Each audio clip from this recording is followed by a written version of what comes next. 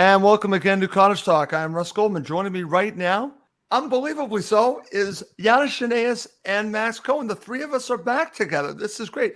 We might also have one more. We're hoping to have someone else join us. We'll see if that happens. But in the meantime, guys, we're all back together. It's great to have the three of us back together doing a show of Cottage Talk. This is our post-match show of Fulham's 1-0 victory against Luton Town. Let's not waste any time. Let's just get right to it. Yannis, I'm going to go to you. Give me your opening thoughts and welcome back, my friend. Thank you, sir. Opening thoughts. Good God, that was dreadful. I reckon, I actually reckon that Ross Edwards gave his squad some Zopiclone before the game because they were all asleep. It was just a doze. Like, why bother showing up if you're going to play like that? It was a shame. Every team that gets promoted from the Championship is a good team. Doesn't matter what they have star names or what.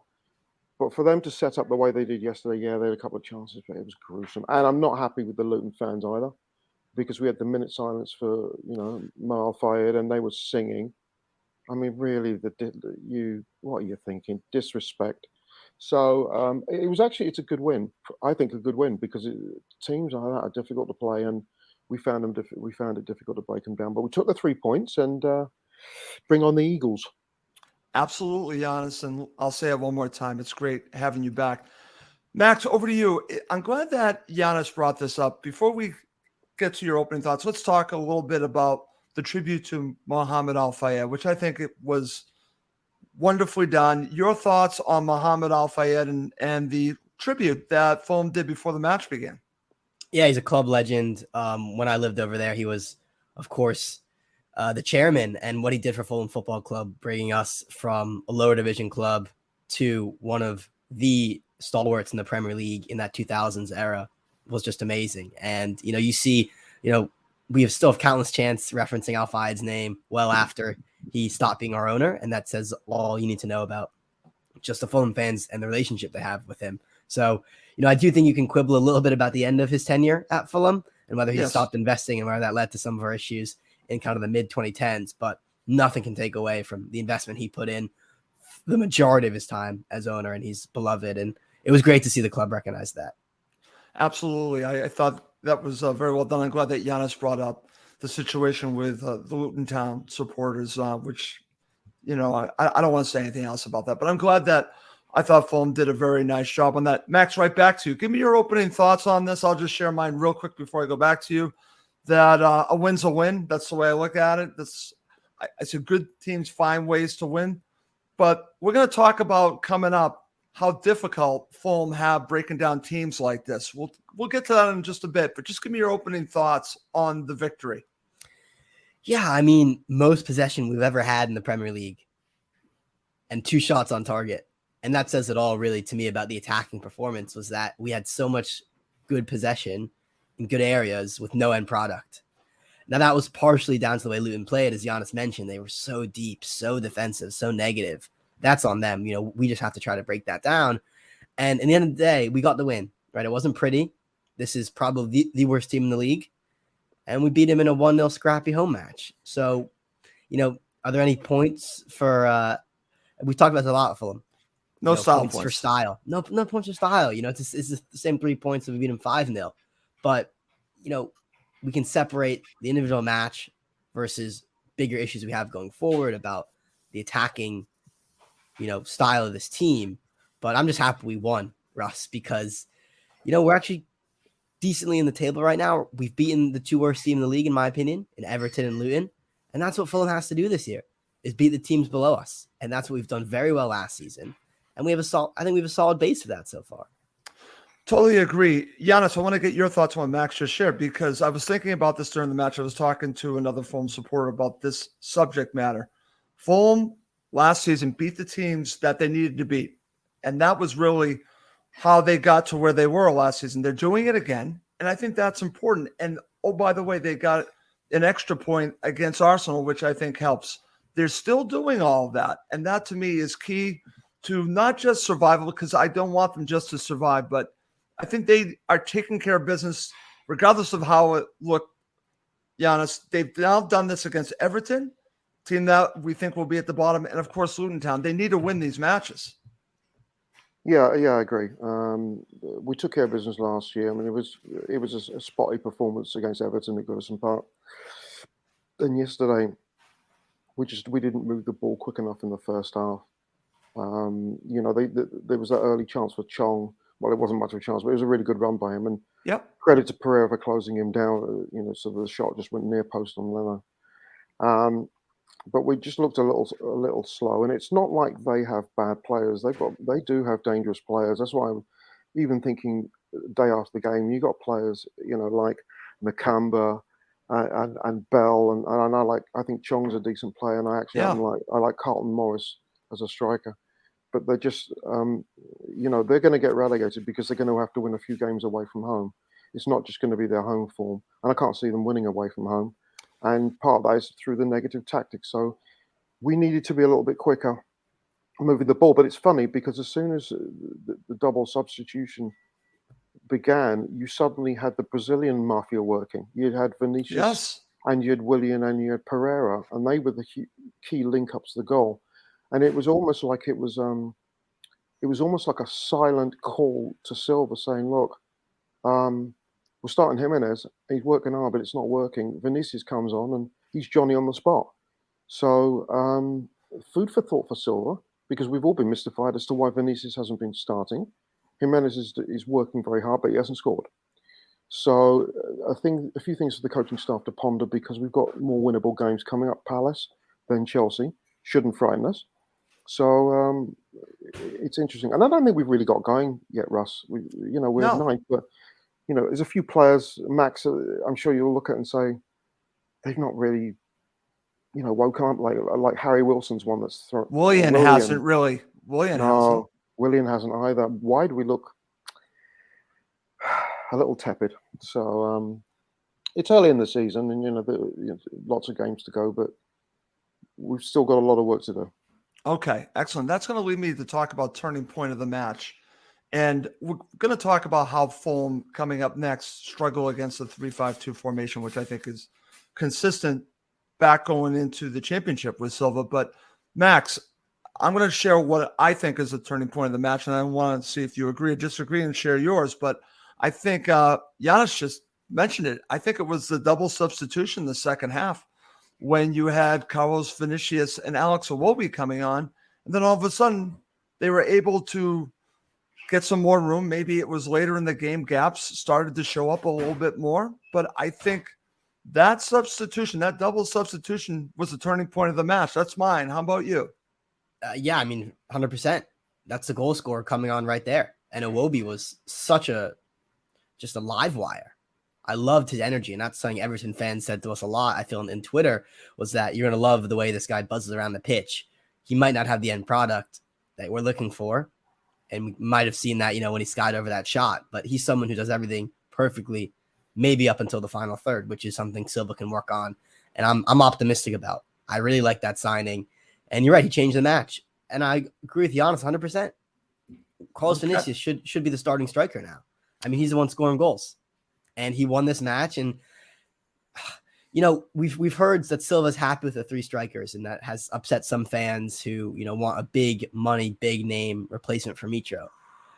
I've always been of the mind that I don't love the options we have now, but at some point, myself and other Fulham fans have to accept that Vinicius has a really good scoring record recently. He does. And are we being too harsh on him? And that's a conversation I want to have later on, maybe, is, are we being too harsh on Vinicius? Because he doesn't have the look of a Mitro, and he's maybe not the polished final product, but he can score goals in the Premier League, and I need to realign my prior understandings about him, because he's a match winner, and that's what he did yesterday. And I agree with that, Max. And I'm going to go right back to before I go to Yannis, because I want to talk about this, because in the turning point, it's definitely Vinicius coming on in Iwobi. But talking about Vinicius, and I was talking to another Fulham supporter about this, I really want Raul Jimenez to succeed. Let's just say it what it is. But does his style match up with Marco's style? And I'm not sure about that right now. I'm thinking that Vinicius, who is not Mitro, but can fill Mitro's role, meaning he can hold up the ball. He's a target man. And his scoring rate has improved the more he's played, Max. So for me, I say you go with Vinicius, but this is nothing against Jimenez, I don't know if it's the right fit. It's the right fit or not, in my opinion. He's not scoring. You can't have a goal drought striker. There's a reason Wolves let him go. I really like Jimenez. Don't get me wrong. I think he does a lot in other parts of the pitch. Yes, he does. But I think it's time to see what Vinicius can do for a full 90 or starting. You know, he might not play the whole match, but starting in the first 11, give him the chance, against Palace. Let's see. Okay. Yannis, your thoughts, and do you agree with Max and I talking about the turning point of the match being the double substitution? But what are your thoughts about the striker situation? We might as well talk about it right now. Yeah, I mean, I thought Harrison Reed was a little unlucky to be subbed. I mean, we had to make the changes, and we didn't have Lukic yesterday, and of course, I mean, he'll be back against Palace.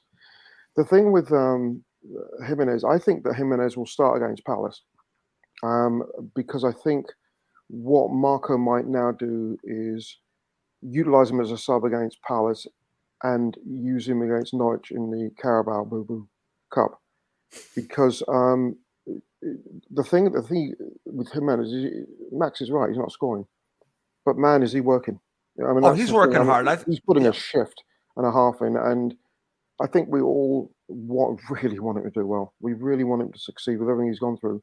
But Vinicius has proved a point. I mean, he's on a few minutes, he scores. I think he caused some damage to the hoardings on the side. He smashed with his foot. I saw a huge dent there. But all Vinicius can do is just keep scoring. I think that next Saturday may be the last chancelling for Jimenez, and I sense he's a confidence player, and I think since his injury, that's probably been even more so. I didn't think he had a bad game yesterday. I don't think his wide players are helping him, and that's part of the problem. But he's had to drop further and further back to pick the ball up. But you notice when Vinicius came on, his hold up ability is outstanding. It is, and it sort of stuck out straight away. So I think Marco's going to. I don't think he's going to suddenly. I can't see him dropping Jimenez for Saturday, but I do see him not starting against Norwich, and I think that's going to be the in for Vinicius. He has a good game, then he plays against Chelsea, and does it gradually. You could even see his body language, Jimenez, when he came on. You can tell he's giving it everything. He desperately needs a goal, not for Mexico. No, I agree, Mexico, but he needs a goal, and you could see his confidence is. It's a huge thing if he scores, and I hope he gets it. It's just a matter of when. Well, what's interesting about this, and I know we're focusing on those two, I actually want to bring to the table Rodrigo Muniz, because I thought he played very well against Tottenham. Could he play against Norwich, Yannis? I think he'll be in the squad, but I think he's got a choice between the two now, and Muniz is plan C. We're going to get injuries. I mean, it's going to start getting cold soon. It was warm yesterday, but it'll start getting cold. And Muniz seems energized. His loan spell at Middlesbrough didn't exactly set the world alight, but it sounds like he's been training very hard. And that's the other thing. What happens in training? Is Vinicius giving it absolutely everything, or is Jimenez doing it?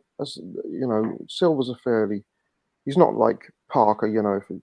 If our friend Caballero showed up on one leg, he'd still start him ahead of Mitro.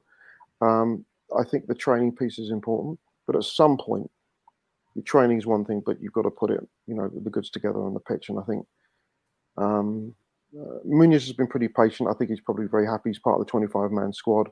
He's going to get chances, maybe just not yet.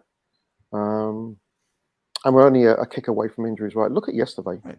I mean, we didn't have no Robbo, no Lukic, no Traore. And the international break is a disaster for most teams, especially one like ours, because we've got so many people away. But I think it'll resolve itself. But we'll see what happens. Okay, excellent. Great start to the show, guys. Let's now talk about an issue that I think continues to happen in the championship. When Fulham play against three at the back, they really struggle. Yannis, I'll give you first crack at this, and I'll go to Max. And I was talking again to a Fulham supporter about this. There are a couple solutions to this. One is to move the ball quicker, and Fulham were very conservative, especially in the first half, moving the ball around. It actually reminded me a little bit under Parker. I hate to go there, but it did. And then it's trying to get balls into the channels over the top. And they tried that a little bit in the second half. Tim Ream tried it, but it didn't come off. They need to find a solution to this, Yannis. I think it will bus stop United play 3-5-2.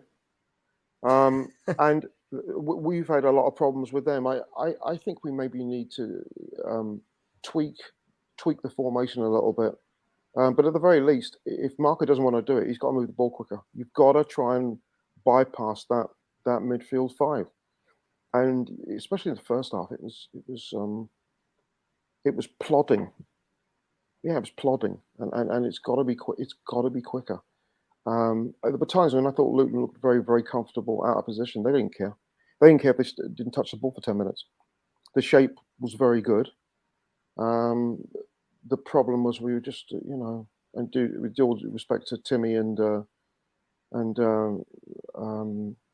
my God, I'm having a Janettis moment. Diop, it was too slow. And we did miss Robinson for that reason on the left. I thought Castagna played well, but nonetheless, we've got to move it quicker. Max, what did you think? Yeah, I mean, the point you made about moving the ball, that was like that's just so we've talked about this for ages with Fulham, right? When a team just kind of sits in a low block, we do struggle to break it down. And then I look at the current squad, and I think it's your point about the wingers, Yannis. Yeah, they're not helping out. Like Wilson and Willian, I haven't been inspired by either of them this season. And I know Willian had the assist for the goal, so credit to him. But for being honest, that was a bit of a gift. It wasn't a very good cross, and the keeper put it on a plate. But anyway, I'm watching Solomon play for Spurs. Yep. And he's someone with that dynamite turn of pace, can get a head up, beat a man, play a 1-2.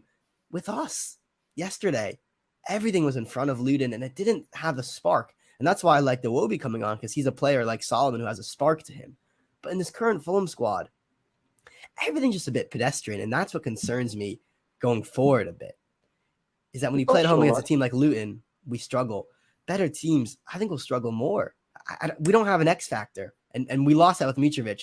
Whatever you think of him, he had that X factor to make something happen. I'm not seeing a lot of, playmakers in this moment in time in Fulham. Well, I'm going to throw one to the table. And we haven't seen enough of him, but Alex Iwobi, I think, could be that player, Max. Yeah. I think Alex Iwobi not is just physical, but I think he is a playmaker. I think that's one of the reasons why Marco wanted him so much. A wild card that wasn't available either, Yannis, was Adama Traore. Now, I think Adama Traore could have been a good fit in this match. Yes, big time. Big time. I mean, he's lightning quick. Remember, he could have won us the game against Arsenal. But yeah, I mean, it's a good thing that, Robbo was out, Castagna slots in. When I see Bobby Decordova come off the bench, it almost feels like a safety blanket.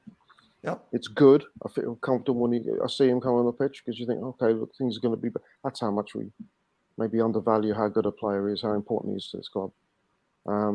But yeah, we were missing players, but they were too. I mean, to be fair, they had the injuries, and Edwards made the decision to put Adebayo on the bench, which I thought was a little bit harsh. I think he works hard. He's in the same boat as Jimenez.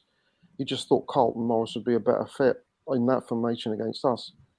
I think you use your best players nonetheless, but we just, maybe we've got to look at the game tape and see if we can find ways, tweak the formation a little bit. When we have all our players available, what is our strongest lineup? I don't think anyone can tell us right now.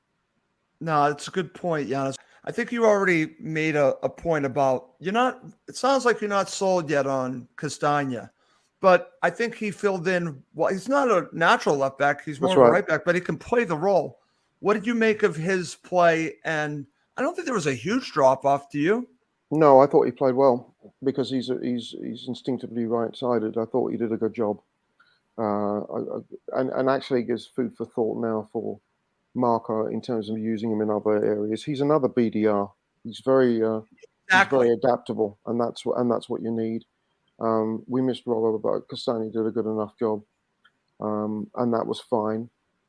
It's his first game. I think was that his first league game season? I think he's played for Belgium this year. Yeah, it was his first league game of the season. Played against City, no? Didn't he come off the bench? Oh, he did. He did. Oh, that's right. But full game. Yeah, But he started because he didn't start for Leicester, so it was okay. It will be, he was lively, which is good.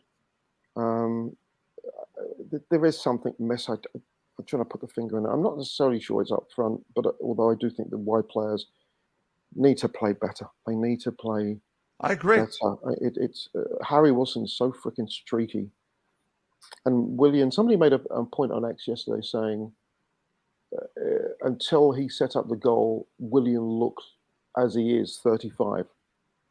That's a great point, Yannis. I totally agree with that because I thought that he did not play well. And someone brought up to me today that I kept mentioning, well, he set up the goal, right? But how about all the time before that?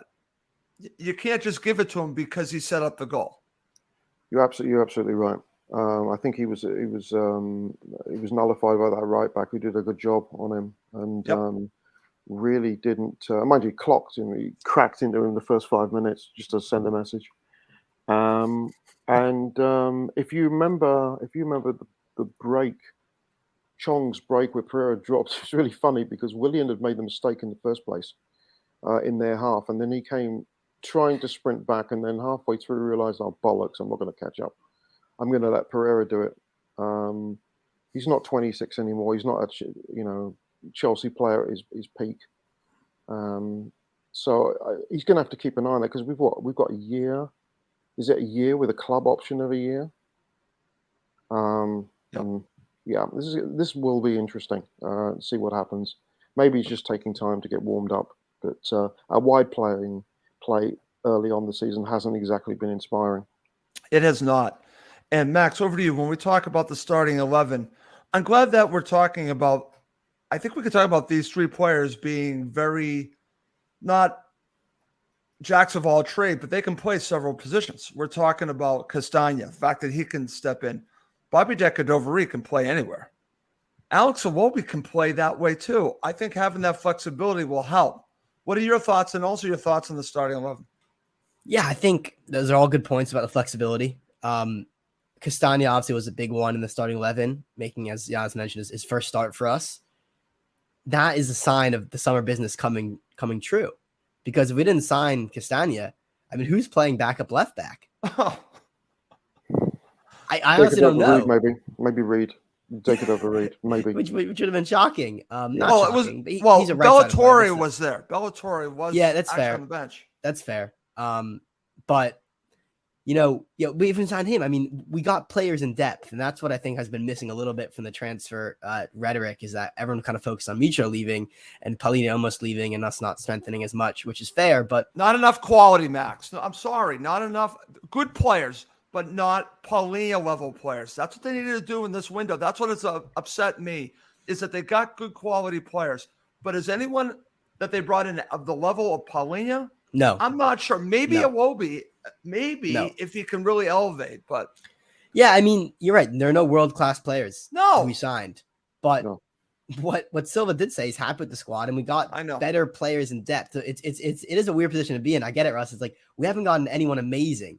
We've also gotten more good to average players to fill the squad. Right. For instance, Kurzawa was the backup left back last season. That was a joke. So yes, we've strengthened in that department, but you're right. Other areas are lacking. But we've not gone to here. We've stayed here. We've stayed the same. You're right. And this, I think I agree with you. This window was an opportunity to really cement ourselves as a top half of the table team. We haven't done that. I agree. They have not done that. And that's what's upset me, guys, is that we haven't talked since. And I am still very upset about this window. It is a huge missed opportunity for me because they have that opportunity to take Fulham to the next level. They have all the issues going on with Mitro, with, of course, Palhinha. But you have this money from Mitro that you could say you spent already on some other players, but they really didn't invest a lot more than that. If you look at the money that went out, they really didn't do what I was thinking that they were going to do. That's the part that bothers me. Where are the world-class players that they could have brought in? I know some they were going after they couldn't get. There was one player for AC Milan right now that they wanted. They couldn't get him in Yunus Musa. But they should have been other targets of that level, Max. That's what is upsetting me. Nice players that they brought in. Have they made Fulham better? My answer is no. They've stayed the same. Oh, I don't know if I agree with the last part per se, because I do think someone like Castagna did make Fulham better, but they're not making us. They're not improving the quality to a Palhinha level, which we have to. I think be honest. That's where I'm going on. When we signed I'm talking about Palhinha getting better, like the other summer, I mean that was a huge coup. We never should have been able to sign a player like that coming up promoted first season in the Prem. We overperformed massively in the transfer business with that, and I think that we can't really. I don't know if we can't expect, but it's unlikely we're going to make signings of that level consistently just because of how good Palhinha is and how, we're not a Champions League club. So I don't know. We can't always expect to making Palhinha level signings each window, can we? Or is that not ambitious enough, do you think? Well, no, but or what you could do is say, look at players that you say, okay, they're going to be big signings, and you spend the money. I mean, can you imagine what Fulham fans would think if the unthinkable happened and in the January window we decided to put in a bid for Tony? I mean, that would send a very sharp, wouldn't it? That would be like, holy cow, they mean business. Or someone like I'd love to have Eberechi Eze here. So right, let's put a big bid in Palace. Let's see if we can get him. It's almost like I see, Max, what you're saying, because it's like it feels like, but it's fillers. It does make the team better holistically, but you got no player. You got to have the players that are going to go, oh shit, we're going to have to watch out. Right. That's the focal point. Someone like a Tony is a focal point. You're not, or someone right like on an that Eze, level. yeah, I don't want Tony, but I understand where you're going, Yannis. Yeah. Oh, I take Tony in a nanosecond. Okay. I take him in nano because he does everything. He scores goals. He gets penalties. He's a stirrer. Makes bets. He makes bets. Hey, mind you, I've got to give them credit because Mbeumo and Visa, they've not, and Shada, they've not missed a beat. They really haven't. So, and that's why he's now sellable. So we shall see. But we do need a wow factor. I think that's what it is. We don't have a wow factor, guys. We don't have anyone that's going to scare teams. Yeah, I agree. That's the best way to put it, Yannis, is the wow factor. And that's what wins matches in the Premier League against teams who are equal or better to you. And I think what we're going to see this season is we're going to beat the teams worse than us and might struggle to beat the teams better than us, which is fine. I mean, if you stay in the league, I think that's still a success, but it's not going to make us 7th or 8th or what we wanted. Yeah, we need to learn from Brighton. Look at what Brighton have done in terms of really starting from similar position where they didn't even have a ground. They were playing in Gillingham, and they just what they're doing right now is it's not just De Zerbi who's done a brilliant job. The whole club, starting from the owner, and they've all bought in. It's an amazing club. It's the envy. It should be the envy of the world what they've done there at the Amex, and we could get there, but we have to be more ambitious, and we needed a football director who's much more hands-on in terms of the direction of the club and not consolidate that we're going to be 10th, 11th, 12th, which is great. But we have, even this year, it's not the strongest division. And we're above United and Chelsea. I know it's early, but, there's potential, but we need to invest in players and get them in. And we need a wow factor. And it's not Floyd Aite either. Okay, guys, let's go quickly to first half analysis. Yannis, over to you. I want to talk about the opportunities from Luton Town and why Fulham seemed to be more wide open here on the break. I think we were a little bit confused. I think we just tried to push it a little bit far. I mean, the Chong effort earlier, where Pereira deserves a lot of credit for tracking back. Chong's a funny player. So left-footed. And if he actually decided to do the smart thing and cut inside to Pereira's left in the break, he might have had a much better scoring chance, but he insisted in scoring with his left. They do have speed on the break. We're not the quickest defensively anyway.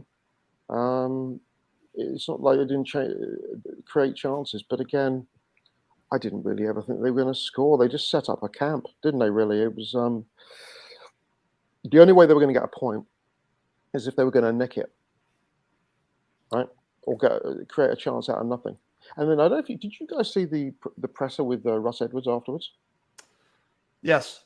Oh Jesus! They were the better side. They had the better chances. Like, come on. Like, they set up stall. They're playing at Fulham, not at City, for crying out loud. And they did have a few chances, but really, their formation was all wrong. When they made the 4 subs, that changed the way they played. And I thought they played pretty well after that. They gave us a few problems. But if your philosophy is to put 11 men behind the ball, you're not going to get many points. Okay. We're going to talk about some of his comments in regards to an issue in the second half coming up. But over to you, Max. Your thoughts on the first half just in general. Well, initial impressions I was looking for was Palhinha, his first match back since everything that happened. And I was very impressed by his performance. And it showed from the start, he was the same old Palhinha. And that's what I love about him is nothing changed. All the chatter on social media and speculation about whether he would, fight for the badge and have the same intensity, that was very quickly resolved, which I really appreciated to see. So that was what I was looking out for mainly. They should have scored. Let's be honest. That free header when Diop and Ream just kind of went sleeping, which has happened a fair few times this season, more than we'd like to admit. I'll be honest. The defense has not been where it was last season. But anyway, Luton should have been in front. And yes, we had a bunch of half chances, let's remember the only other shot on target we had other than the goal was that kind of weak free kick from Wilson that went right into the keeper's arms. So again, uninspiring in terms of the possession. We had it in a bunch of good areas, never actually really threatened the keeper. And Luton looked far more dangerous than we did on the break. Okay. The one thing I want to talk about with you, Max, because you brought up Palhinha, and I think he showed why he's so valuable to Fulham, why it's Fulham, they don't try to hold on to him until the summer. He saved Fulham at least, I want to say 2 or 3 times in that first half. If he doesn't make those tackles, they might give up a goal. I think that's where you really saw his value, Max. I know we're talking about his passion for the team, but I think he showed it on the pitch. Yeah. It's those telescopically long legs and the perfectly timed slide tackles, which just endear him to the Fulham fan base. Anytime there's a danger, you can expect him to be in the right place at the right time and just snuff it out. And good call, Russ. Like that was superb by him to protect the back line. Yeah. Yannis, when I look at Palhinha, and this is why I was so nervous at the end of the window, because I'm thinking no one can do what he does. Talk about these saving tackles he made in the first half. He could have got a yellow. There was one challenge. Should have.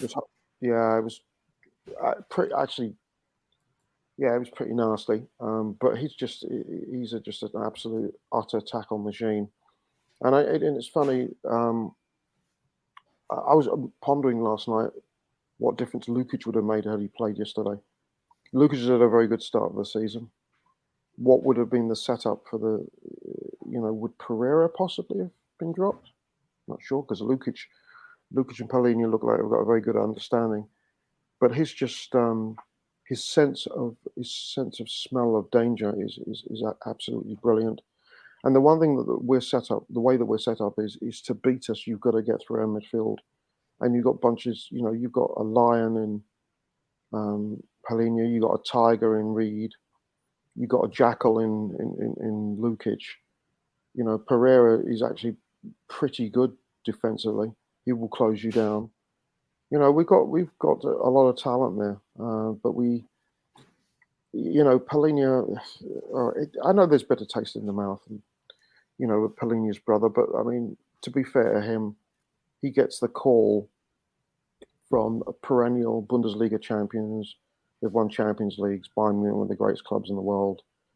Whose head wouldn't be turned? Let's be honest.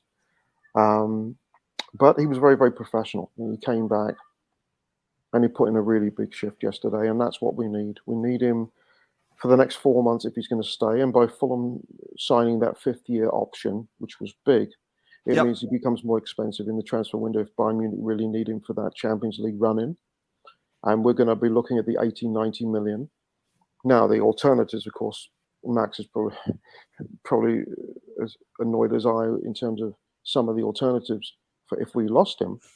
We're talking about, Scott McFrickin-Tominay, like please no. That's not the right alternative. I'm sorry. It's not. It's not. Højbjerg, no. No, absolutely not. No. Absolutely not. But what I think you can do And it is interesting. If you lose Polinia, I Yeah. think you don't necessarily need to go like for like. I think you possibly looking at Kearney's age, possibly what you do as a club is you say, okay, do we have somebody that can play in the 8? Where I would a really, really, high level player that can, like a really top notch player. That's the sort of player we can buy with the money we'll get for Polinia. So it doesn't have to be a like for like, because I think Lukic is a very, very smart player. It's so that gives us a little bit of flexibility in terms of the players we can bring in. But at the least he'll be there till January and hopefully to the end of the season, and then we'll get a really good player in. That's what the money's for. Hopefully we'll spend it.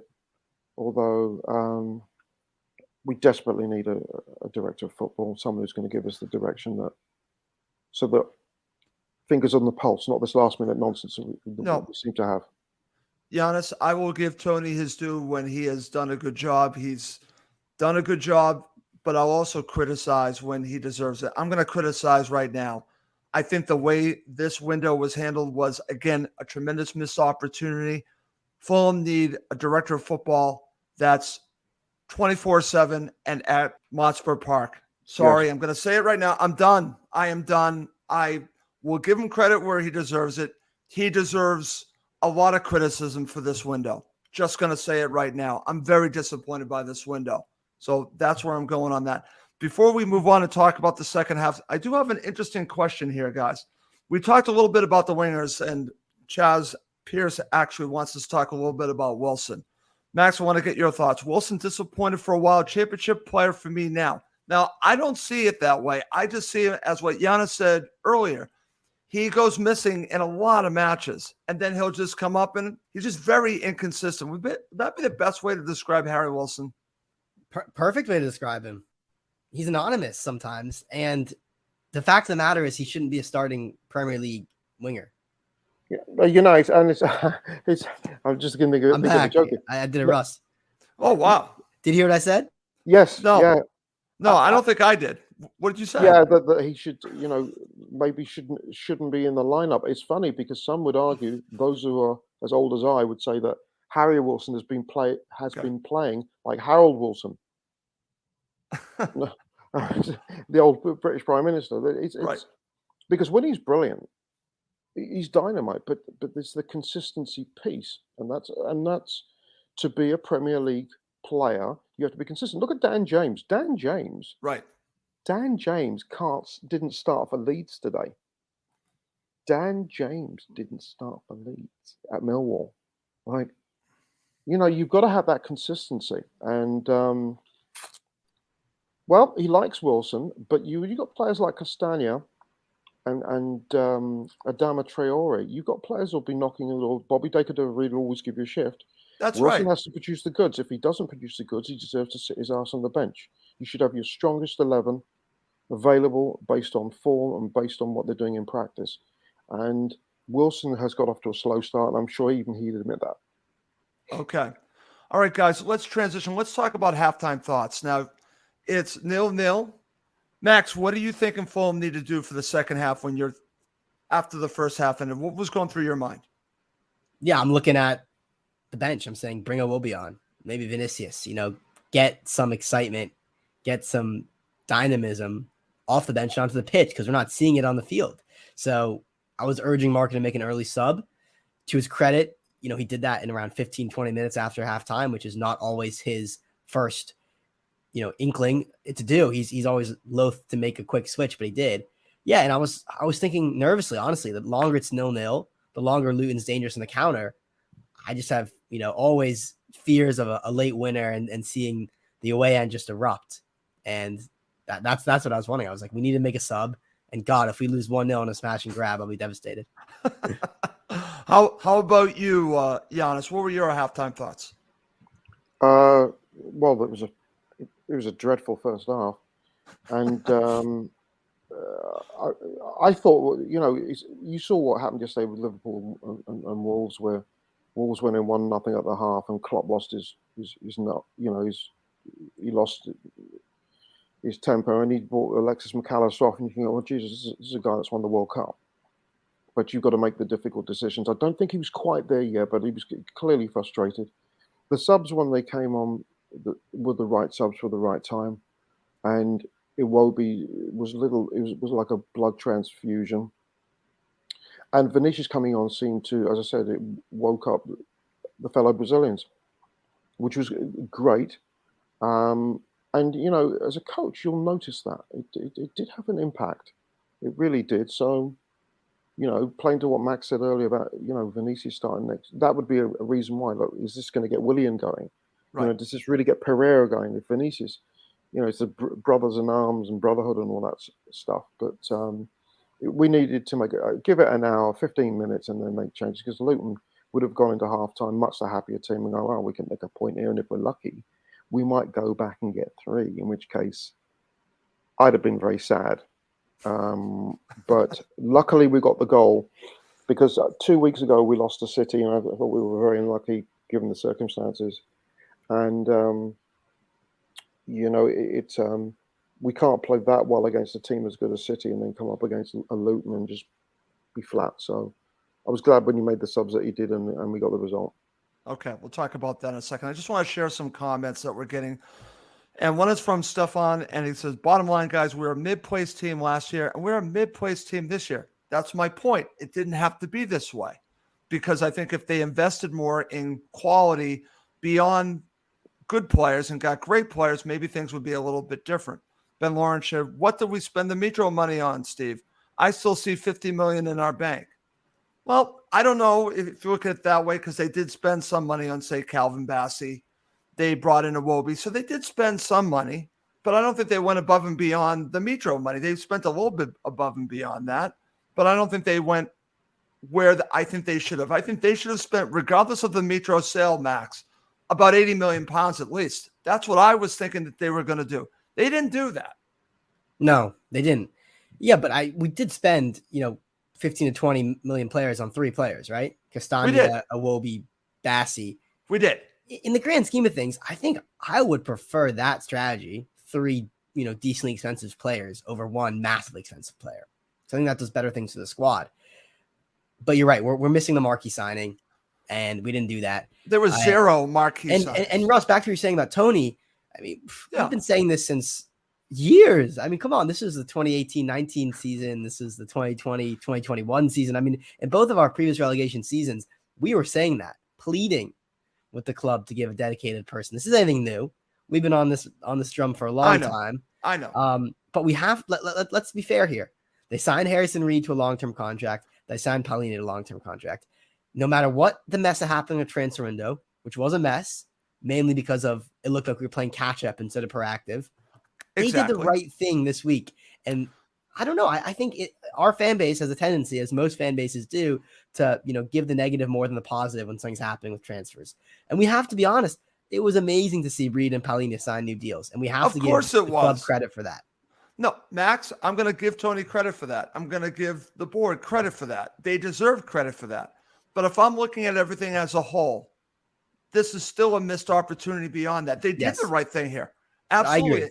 And I'll give Tony credit for those moves. Those were fantastic moves. Congratulations, Tony. You actually did 2 very good things this week. Excellent. But I have to look at it as a whole, Max. And I think it's really hard to be building a team when you are in charge of a wrestling organization, and then you're trying to do this job. And, oh, by the way, helping out the Jacksonville Jaguars. I give the guy credit for trying to do all 3. But Fulham need a dedicated person, and I think it shows up in situations like this, Max. I agree with that 100%. 100%. I'm not disputing that at all. I think that it's honestly, I've said this before, I think it's a little insulting to the Fulham fan base that we don't have someone who puts their entire attention to the club when that's what we do as fans. That's the least we deserve as someone whose full-time job is it. Because, as Fulham fans, this is our club. It's our club. And the least someone can expect is someone who has the same type of attention. I'm not disagreeing with that at all. I've been very strong on that, Russ, for a long time. What I am saying, though, is good on them for signing the contracts. Oh, of course. Because that is important for the future, too. I totally agree. All right, guys, let's move on. Let's talk about the second half and really analyze this. And Yannis, you and I have already talked about this, but to me, the turning point of the match, everything changes. Vinicius and Iwobi come in, change the game. We also made other substitutions that I thought were good as well. But it really starts here. So why do you think everything changed when these two players came on, Yannis? Well, it was weird, wasn't it? It was. I said before, it was like it was a blood transfusion. All of a sudden, we looked invigorated when Vinicius came on, Willian and Pereira, and it was, it didn't take long for us to get the goal. Although, Luton fans have every right to be annoyed at Kaminsky. Like, what's he doing there? It looks like he's even misread the cross. But to be fair to Vinicius, he was right there, Johnny on the spot, smashes it home, and that's all it took, half a chance. It just gave us a little bit of life when we were looking a little bit flat and we run out of ideas. And Luton, to me, looked more and more comfortable before the subs, that they were going to get a draw. And then once we score, then now they've got to go to plan B, which is really what they should have done in the first place, because they might have given us a lot more of a game if they did, because their subs, I thought, played well, including my old friend Cauley Woodrow.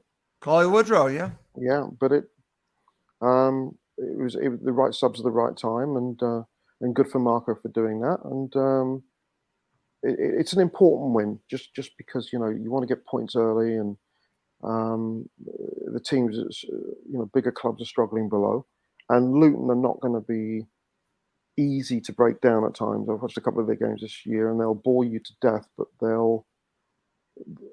Edwards has set them up well, so they'll get a couple of surprise results. They're not as bad as that Derby side that got 10 points. Nowhere absolutely close. Not. Nowhere close. But they will. They're not going to set the place ablaze, but they will give teams some problems. Teams will get frustrated at home playing against 11 behind the ball. So, but the subs changed the flavour, and I think it just gave a bit more impetus for the boys to step it up again. So I'm so delighted that he did bring the subs on and we got the goal. Okay. Before I go to Max, and I'll give Max the honors of talking about the goal, I want to go back to you, Yannis. And I listened to the comments, actually watched the comments of Edwards after the match, and he was complaining that they deserved the penalty. Yannis, did they deserve a penalty? This was the incident in the box with Harrison Reed and I believe Carlton Morris. Did they deserve a penalty?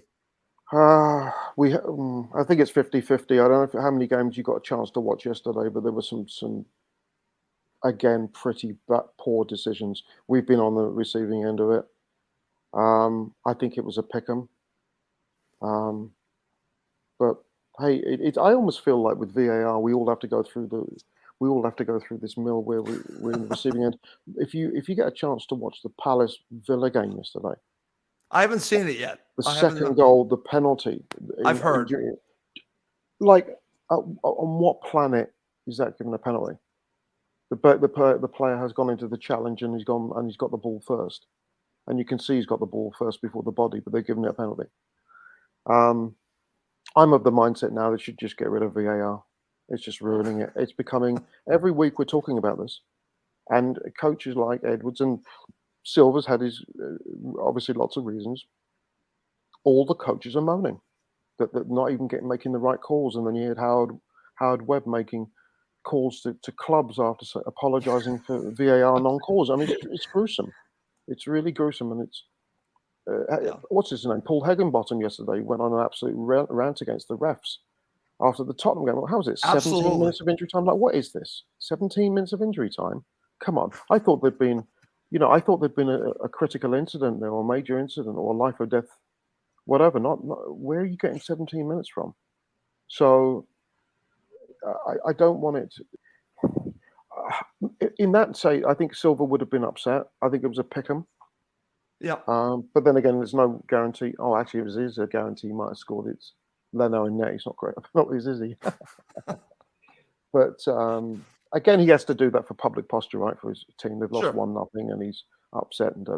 So anyway, we don't have to see them for a while, thank God. No, we don't. Thankfully. Over to you, Max. I'm going to give you the honors. Goal by Vinicius. Let's talk about the match winner for Fulham. Credit to Willian for putting a ball in the area. That's what we need. Dangerous balls in the area. There's a lot of luck in this. Let's be honest, guys. I mean, Kaminsky puts it on a plate. I was watching this back yesterday, and it's hilarious. He couldn't have put it more perfectly for Vinicius if he tried to. He cushioned it with his glove on the ground, no bouncing. It's almost stood still by the time Vinicius gets onto it. But credit to Vinicius, because to be a striker, you have to be in the area. You have to want it. You have to sniff out the danger. You have to expect the best thing to happen. You have to be anticipating those kind of situations, and that's what he did. And the finish was into the empty net, but he's on the spot, and that's what you want from your striker. And I was happy for him, as Yannis said. He almost destroyed the advertising hoarding. That's an angry man scoring the goal, and that's what we want. We want competition for places in a situation where you never really felt like Vinicius would supplant Mitro when Mitro was fit. But there's a situation here where Vinicius feels, listen, I can be the number 9 if Jimenez continues this form. And I think that's the fiery passion we saw from Vinicius yesterday. We love that. It was only a couple minutes after coming on. That's not easy to do. And that's the match winner right there. So delighted for him because, we signed him, season or 2 ago. We knew he was going to play second fiddle to Mitro. Mitro gets injured or gets red carded. He's the guy. And then what happens this summer when Mitro leaves, we bring in another striker. And as a confidence for a striker whose game's all about confidence, that must have really weighed on him. So I bet Vinicius might have been thinking, this is my chance. Maybe they'll believe in me now. And we said, yeah, let's get Jimenez in. And who knows? He keeps working hard, keeps scoring. I don't think there's a reason that he shouldn't be thinking he can be the guy. And that's what you want. As I said, competition for places. Okay, very good. All right, guys. Let's finish up with man of the match. Coming up next, the three of us will share who was our man of the match. If you're watching live, feel free to share who was your man of the match. Okay, guys, let's finish up. This has been a great show. Dealt with some technical difficulties, but Max, we've gotten through it. The two of us, we've gotten through it. But let's finish with man of the match. I'll go to you first. Who was your man of the match? For me, it has to be Vinicius. You score the goal that wins the match. All credit to you. Simple as that. Okay. Yannis? I think it's Castagna. I just thought, I thought for his first performance, and he's playing out of position. I don't think he really put a foot wrong. I mean, Vinicius deserves a lot of credit. He's put the ball away. Polini had a very good game. But I think Castagna showed why Marco really wanted him. I mean, he and Iwobi showed very well yesterday, so this is really good. Yeah. And I was impressed with his position. I mean, his performance. Of course, the only problem is going to be when everybody's fit. Where does he fit into that lineup? Because he doesn't go in at right back, and he doesn't go in at left back. No, he doesn't. And is that going to be good enough? We're going to see. We'll see. But I mean, for his first performance, I thought he was very, very solid. And it can't be easy going to a new team and new colours and all that. So I'll give it to Castagna. Okay, excellent. I want to share this from our friend Stefan. He gives it to Carlos Vinicius. I am also going to give it to Carlos Vinicius because he made an impact. And that's what you want. It's not just about the goal. It's about his hold-up play. And I think he really changed the game along with Alex Iwobi. But I think it's Vinicius. I'm going to go with Vinicius. But it's a good shout, Yannis, for Castagna. And it's a good problem to have when you have different fullbacks that, hey, he might not be starting, but the fact that we have someone that can fit in both positions. Remember, we had Cedric Soares and that other player from PSG who did nothing for us. So it's good that you can count on Castagna, but I'm going with Carlos Vinicius. Kazawa, exactly. Kazawa. Could we go to worst of the match being the Luton Town supporters? Can we do that? What a bunch of bellends. You've got. This is about humanity. It's a.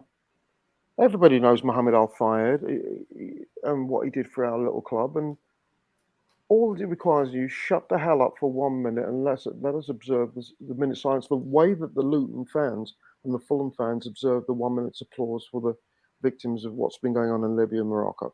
All they need, and during that minute, all you could hear was like, "Really, are you that classless?" I mean, just really disappointing. I did expect better, but the good thing is they would have been singing songs about fighting Watford on Boxing Day on the way home, so they can have our own little battles. I think they could learn a lesson really, because it's not just about current; it's about past history and heritage and legacy. And Mo Al Fayed was a huge part of our history, and I think Absolutely, Giannis. you should have that respect for other teams, legends, doing what our fans do when we go away from home. So it was disappointing to see him here. I'll give you an example of supporters that came to Craven Cottage that were extremely classy, and that was Blackpool. Blackpool were, after the unfortunate death we had in the stands, they were actually very good, and they've actually embraced Claire's family after Paul Parrish unfortunately passed away. And I thought they were extremely classy. So I'm not trying to point them out. I want to give Luton Town a lot of credit for what they've done, and they support their club. But if you're coming to Craven Cottage, I think you should have a little respect for Fulham and Mohammed Al Fayed. That's my only point, Yannis. No, you're absolutely right, and I think with the Blackpool fans, they found out they assessed pretty quickly that this was a grave situation happening in the stands, and the fact that the extended break of the game meant that there was something very serious going on, and you needed to respect that because nobody wants to see that, regardless of what club you come from. No. And I thought Blackpool were very, very classy that day. And, they were. They absolutely were. That's why I remember it. Right. That's why I wanted to bring them up. I know I'm talking about Luton Town. And again, I just want to mention Blackpool because I know how much it has meant to my friend Claire, our friend Claire, who has told me time and time again how much they embraced her and her daughter and her family. So that's the way to do it. That's the way to react. They showed humanity. And just want to mention that. And we'll just end on that. Max, over to you. Final thoughts. Yeah, I think that agree with what you guys said. Just to have respect for people, opposing fans. It's a bare minimum to ask. Benjamin Bird in the comments says apparently they didn't hear the Tano and the acoustics were poor in the Putney end. I'm not sure if that's. I didn't hear it. I wasn't there. I don't know what to say. But let's hope the best, right? Let's hope that's maybe the better explanation is that they didn't hear it. They didn't mean to be offensive. But I do remember the away match I went to at Luton Town Boxing Day 3 or 4 years ago.